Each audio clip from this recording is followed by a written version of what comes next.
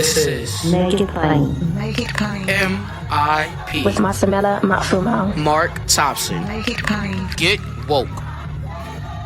God bless you, everyone. Once again, it's Thursday. You know what that means? It's time for Thursday Coast with our friend, the founder of the largest online progressive community, dailycoast.com, the founder of Civics with a Q, which has an not typical important thing about civics, folks, is not the typical sampling size of many polls, and it is ongoing.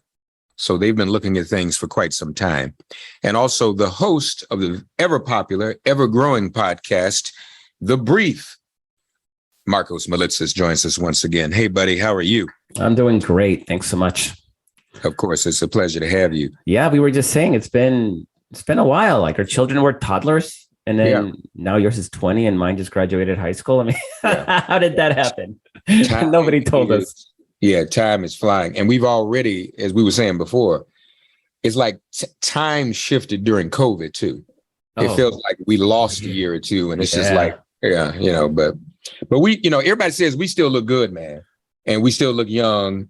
And we're smarter, wiser. We are smarter, much more wisdom than we've had. We've gotten wiser over the years. Democrats have chosen Thursday to start the January 6th hearings, the same day we do Thursday Coast. So maybe that's meaningful. I don't know. But they've hired big time producers to do this even during prime time. I think it's a good idea to have these hearings prime time, don't you? I mean, the country needs to know exactly what happened. There needs to be, that historical record needs to be set in stone. It needs to be communicated. And while I may not have a lot of faith that people will be persuaded or will otherwise choose to abandon the people who precipitated this crisis on our democracy, it's important for that historical record to be established, and for the perpetrators of this coup attempt to be paraded and vilified to the American people. So absolutely. Now, you're right. You've always been very sober about this, that people who are locked in to where they're locked in rarely change. But could this not, Marcos, at least be a point of mobilization and re-energizing for our base? Maybe? Yeah, absolutely. I mean, for sure. Absolutely. I think there's a lot of frustration in the sort of slow pace of prosecutions, of accountability. You still have Steve Bannon running around doing his thing, free and pardoned and unaccountable to what he did. And to be fair, we're seeing the Justice Department increase charges in some of these perpetrators, like the Proud Boys, right? They just kicked up charges on 5 of them, I believe, to conspiracy. And so as the investigation continues and more information comes to light, it seems that maybe we might get some of the accountability everybody is desperate for. And there's even some surprises. I mean, Mark, I don't know if you saw, but one of the people that was begging Donald Trump to stand down was his dumb son, right? Don Jr. was one of the few people that were begging him to stand the rioters, the mob down. And so it's going to be fascinating to see what this committee has been able to uncover. We know that several high-profile people will be publicly testifying, so there should be some riveting moments. We know that if this was up to just the Democrats, it might not be as effective, but given that Liz Cheney is on the commission and she is clearly out for blood and isn't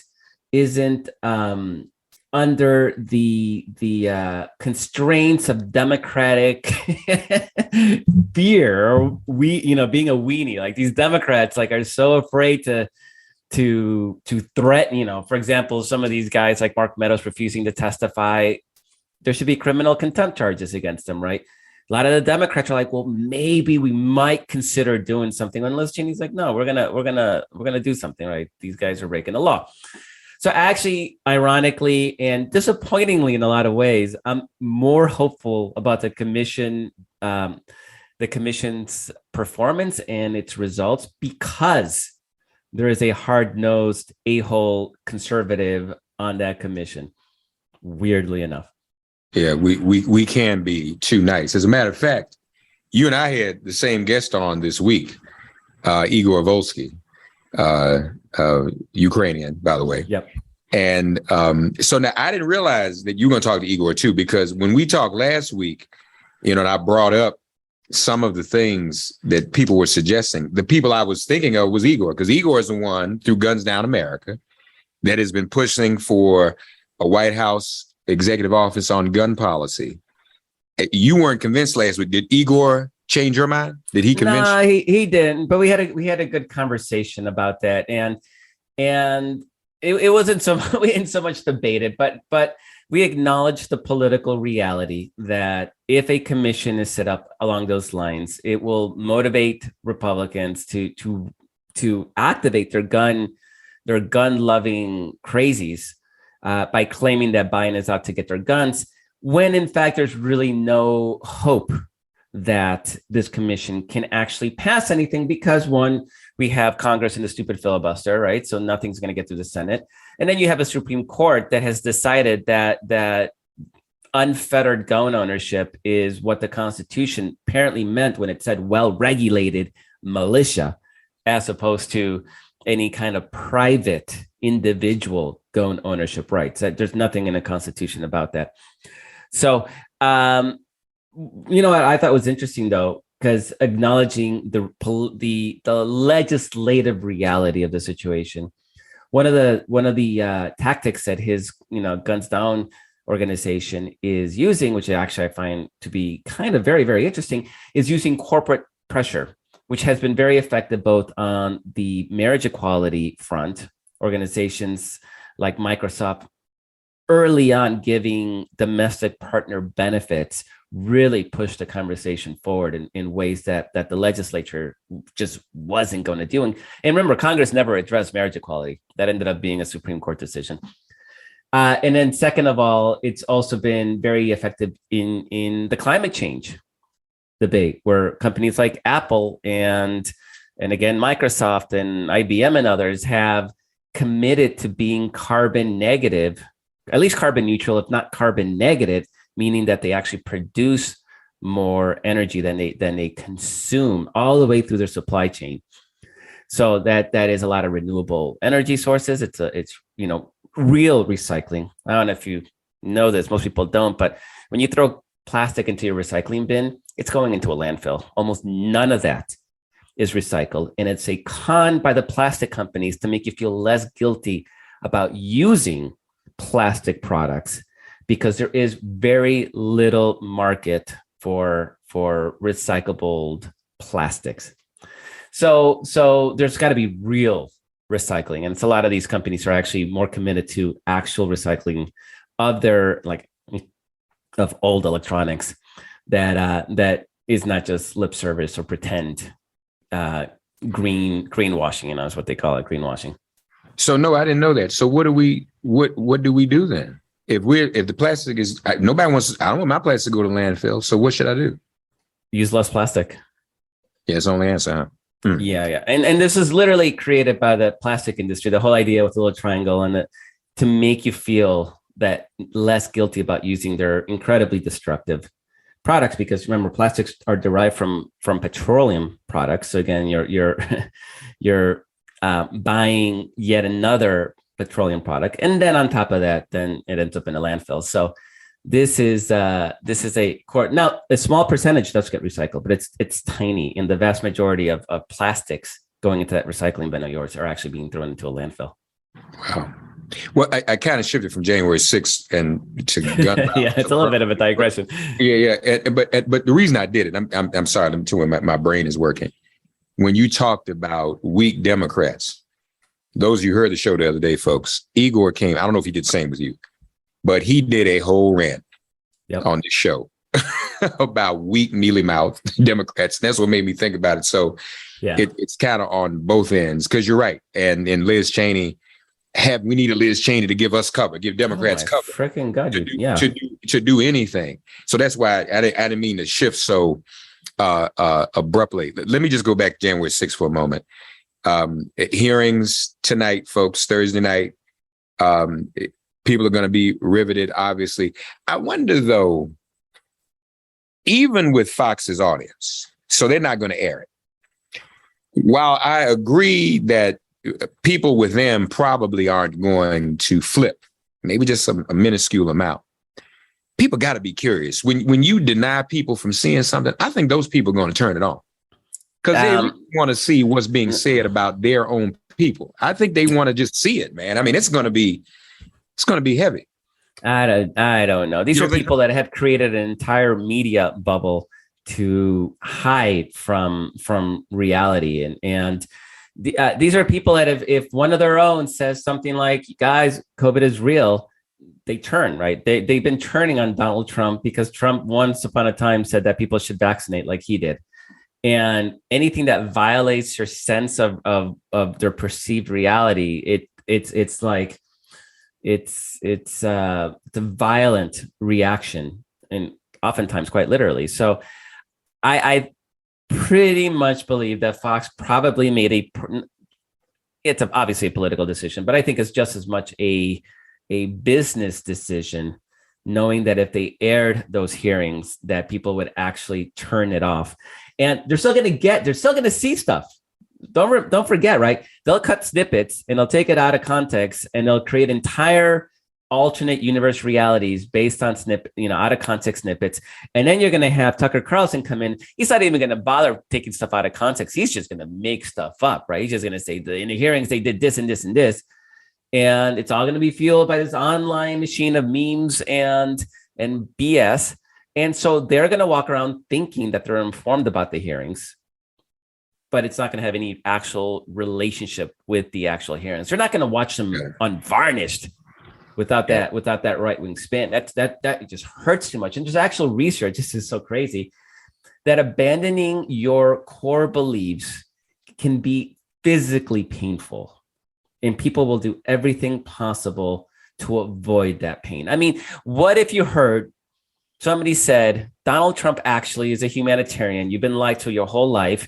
He's donated billions of dollars to puppies and orphanages, and everything you've been fed is a lie. Would we be like, no, we'd be like, yeah, right. Okay. Yeah, sure. Like it would take, and let's say it's actually reality, right? It would take a massive, almost impossible shift to take what we know is the truth. And we know it's the truth because it's the truth, right? I mean, we don't have an alternate media bubble to create a truth. But if somebody came out and said, no, it's everything you know is a lie, we might get there eventually, but it wouldn't be like, oh, okay, cool. I didn't know, but now I know. No, it would take serious work. And I was a Republican, so I actually know it was a years long process of little by little going like, yeah, I can't defend that thing that Republicans just did. And I can't defend this thing Republicans just did, to the point where one day I was like, what's left? But it was a slow, gradual process. And thank God I wasn't sucked into that because the online media world didn't exist back in the 80s and early 90s. Who knows what might have been? I'd like to think I'm immune to that stuff. And I'd be with the, never Trumpers if we accelerated the timeline, but you never know. And so this stuff is hard. So yeah, even if they were to watch it, then they would run to Tucker Carlson to like assuage them that it's all lies and made up, and it's all a witch hunt to embarrass their deity, Donald Trump. Yeah. I hear you. And it's interesting what you said too about it being a business decision, because they have cultivated this audience that may actually, you're right, turn them off, yeah. which they can't afford, or maybe they can since they don't have advertisers. They're staying on the air without advertisers, so I don't know if ratings even matter as much to them anymore, and viewership. So we'll just go back to guns for a minute, and we're going to close out with Ukraine as always. Now, Matthew McConaughey, that what he did was I mean, it always helps when speaking of deities, people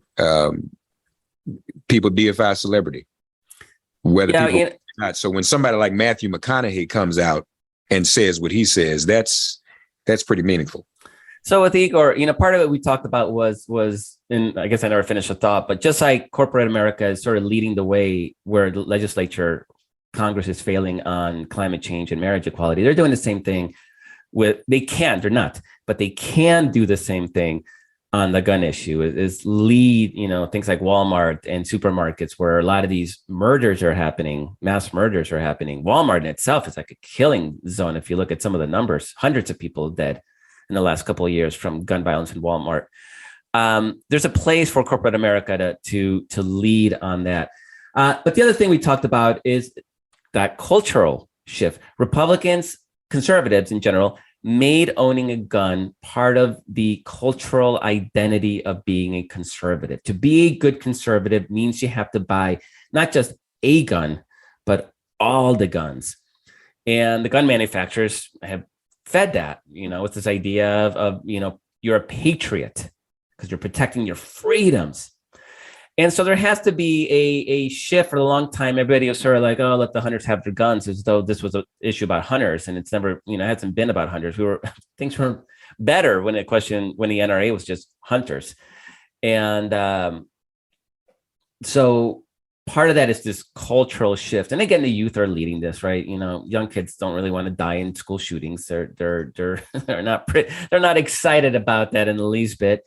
And so, like in a lot of other issues, youth are leading on this. But having a cultural shift where important and influential voices are speaking up on the issue in a way that they haven't been for lots of reasons can only help. And just like it was a cultural shift that made it okay to be gay and for same-sex relationships to be accepted, and just like there's been a cultural shift to be more tolerant of trans kids and trans people, there needs to be a cultural shift where people with guns are frowned upon, that it's seen as dangerous and uncool, and maybe even a little sad and pathetic, because it's clear some of these gun owners are buying their death sticks to overcompensate for other for over things where they're not measuring up. So there has to be that cultural shift. So yeah, McConaughey, it was good, and hopefully it just sort of opens up the door to a lot more of that social, making gun owners social pariahs, and not just like gun owners, but the people who want to carry their AR-15 into Walmart with their open carry, because that makes nobody feel safe. And Igor made a really good point, right? Because I grew up in El Salvador. I visit almost every year, where gun use, because of it's a nation that's it's awash in weapons. So every little storefront has a guard in front with a rifle for protection, not just protection against crime, but also protection against gangs. And nobody feels safe, right? Nobody feels safe in the world where everybody has guns. And the way Igor put it is, people want the gun so they feel safe, but if their neighbor has a gun, it doesn't make him feel safe. So in the aggregate, in a world where everybody has guns, nobody is feeling safe, even if you're huddled with your own weapon at home, thinking that it's actually protecting you from something. And so I think there's a lot of room to, even in rural areas, to go on the offensive against the open carry yahoos, because nobody feels safe when the a-hole walks in carrying a loaded weapon into a public space. Good points. Ukraine. So you've written this week about a couple things. One, there's a small town, I want to pronounce it correctly, Dovinki. Something, who knows? I pronounce it Dovhenke in my mind, but who the heck knows? Yeah.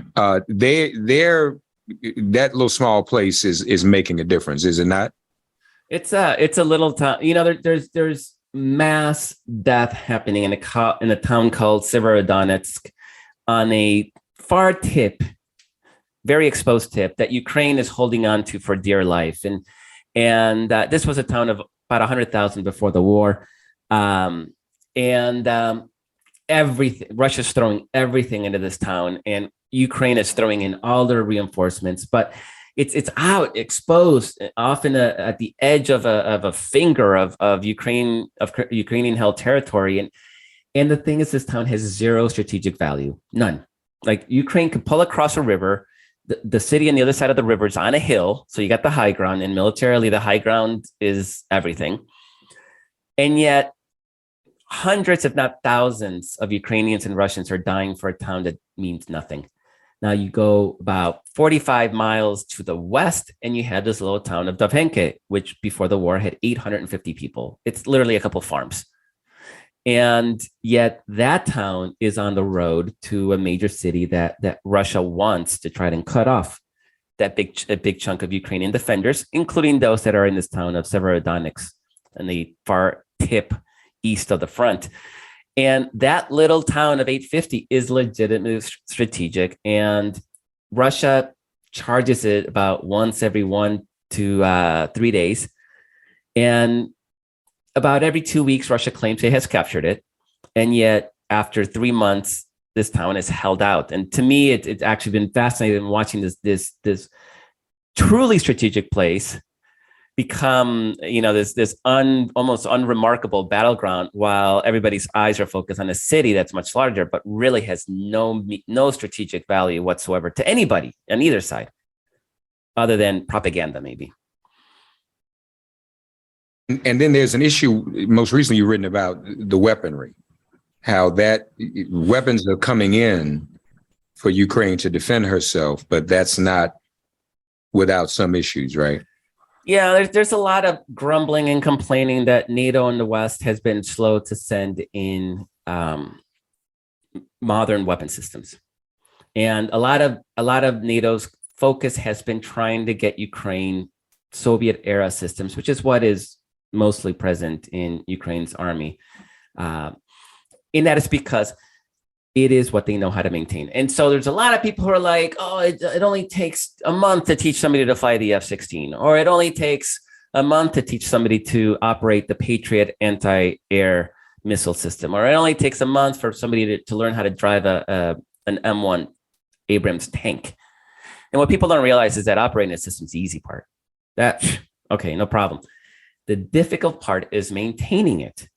So to learn to maintain an F-16, school's over a year long.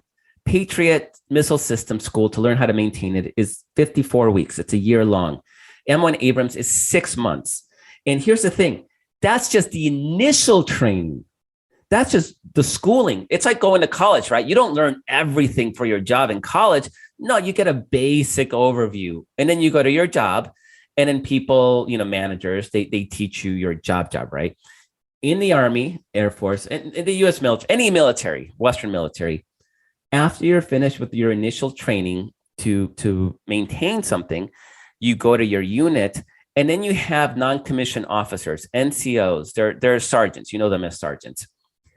They've been around for 8 to 20 years. They've been around a while. They know the inside out of every system that they're working on, and then they continue educating those new recruits on how to maintain this piece of equipment. And there's probably a million edge cases, and that sergeant, he or she has seen all the edge cases over the years. So this new mechanic, new maintenance personnel runs into some kind of roadblock, and then the sergeant's like, oh, here's how you fix it.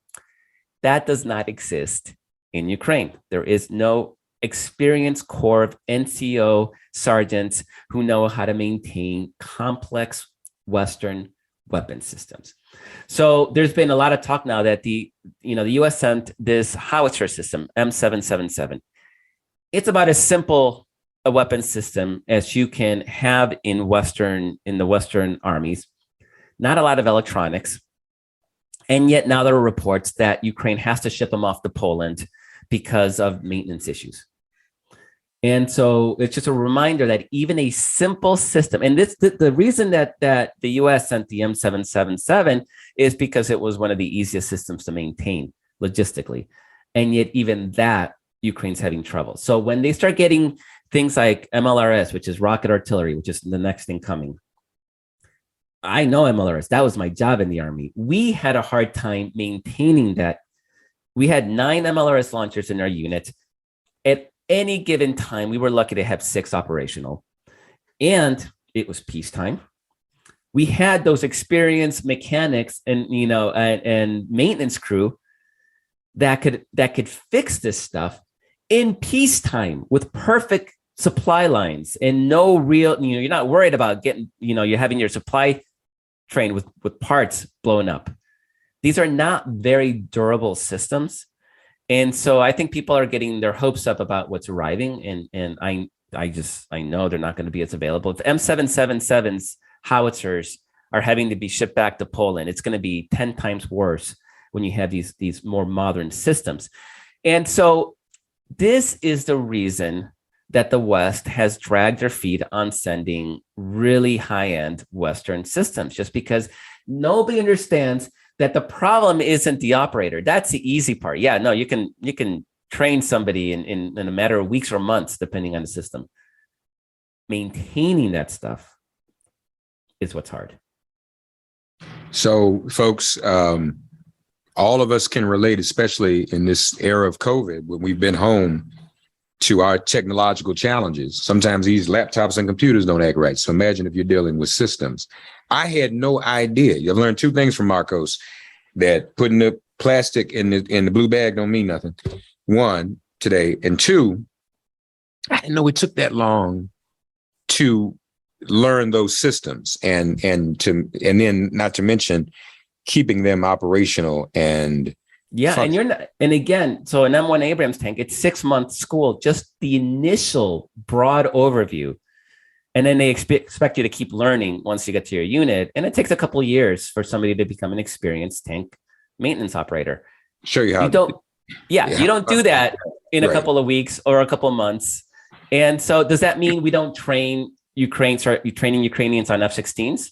I say we do, right? I mean, might as well start. But the idea that these systems would be effective in a war anytime soon is unrealistic. And to me, it's not a question of, okay, let's not send anything. It's understand why some of this stuff is getting there slowly, or some Western nations aren't really rushing to provide equipment that is unusable for literally years. Well, it shows how much I know. I mean, I know flying an aircraft is complicated. I thought literally a tank, if you brought me one today, I just turned ignition and hit it. Rocket launcher, thought you just pulled the trigger. But yeah, the operator. The operator. That's why it takes a couple of weeks to train an operator to do something like that. But that system, it's a computer.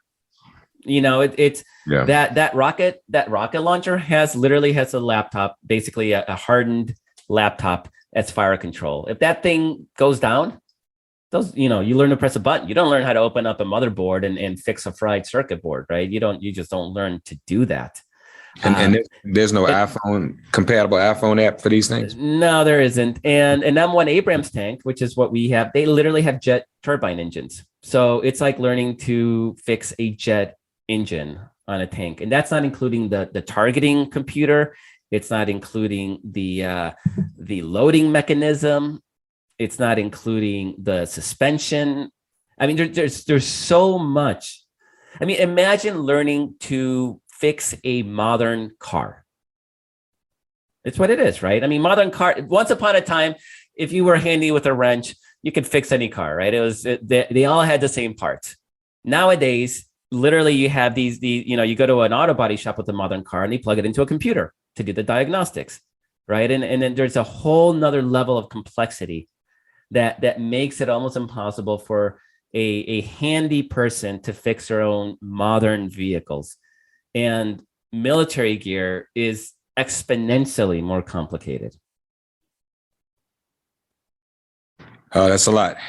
And the war rages on. The war in Ukraine, the war with and democracy. against gun violence, the war on our democracy. Yeah. I mean, there's about 3 worlds. World War III. There's 3 of them going on right now. If you want to count that as World War III, 3 world wars happening right now. Thursday Coast, dailycoast.com, civics with a Q. Also check out The Brief, folks, weekly.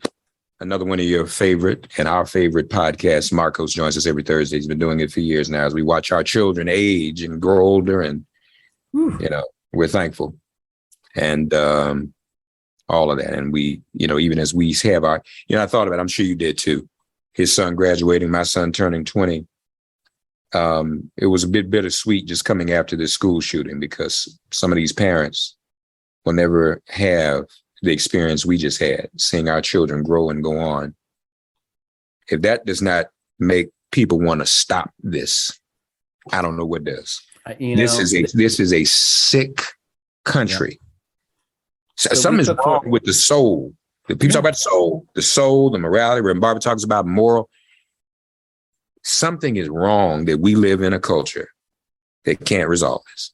And they talk about life and choosing life, and they're trying to protect life, and they literally are not. Mark, the week before graduation at Berkeley, they arrested a kid with multiple assault rifles and bomb parts in Berkeley, who had plans to shoot up the school, my kid's school. And luckily, he asked other people to join him. And that's what tipped off the authorities because, these kids ratted him out, thankfully. But yeah, that's how close all of us are. Yeah, y'all. Gone are the days of that will never happen to me. Yep. That's over. We tried that with AIDS and that didn't work out too well. All right. So there's no such thing, folks. We're touched by it all. Marcos, Melissa's. Thank you as always, buddy. Always a pleasure. Thanks for getting woke and listening to Make It Plain. As always, perform an act of kindness on behalf of an elder or young person. Write a letter to a sister or brother who just so happens to find her or himself incarcerated. Offer libations to the ancestors upon whose sturdy shoulders we all now stand. And above all, give thanks to the God of your understanding by whatever name you call her and him. All God asks of us is that we give each other love. Thanks for giving MIP love. And please remember to subscribe and give us a 5-star rating. If all hearts and minds are clear, it has been made plain.